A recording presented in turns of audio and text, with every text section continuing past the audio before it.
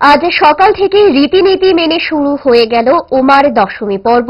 বনেদি পরিবারের পুজো উদ্যোক্তাদের প্রতিমা নিরঞ্জনের কাজ শুরু হয়েছে প্রথা মেনে। আকাশের মুখ ভার যেন উমা বিষাদের ছায়াকে আরো গভীর করে তুলেছিল। সকাল থেকে দফায় দফায় বিচ্ছিন্নভাবে ঝরছে বৃষ্টি।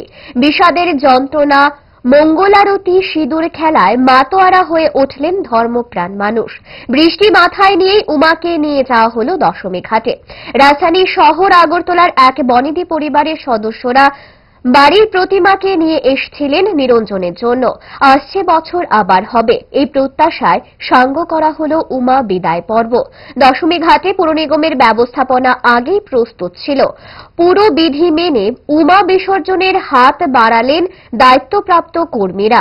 মায়ের গমন পর্বে নিজের অনুভবের কথা জানান দিতে গিয়ে ওই পরিবারের এক সদস্যা কি জানালেন শোনাবো।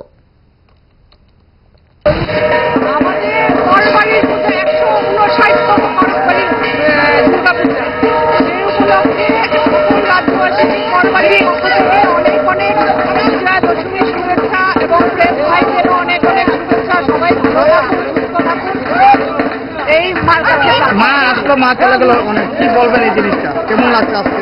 মা আসলো, প্রতি বছরই তো আমরা অপেক্ষায় থাকি মা আসবেন। আমরা বাড়ির সকলে মিলে একত্রিত হই, অনেক আনন্দ করি, একসঙ্গে খাওয়া দাওয়া, পুজোর আনন্দ, বাইরে থেকে বাড়ির আত্মীয় স্বজনরা আসে, খুব মজা করি। কিন্তু মা যাওয়ার পথে সবাই আমাদের মন ভারাক্রান্ত হয়ে যায়, পরিবারের সবাই মাকে বারবার বলি মা তুমি যেন আবার আগামী বছর আসো, আমরা সেই অপেক্ষায় থাকি।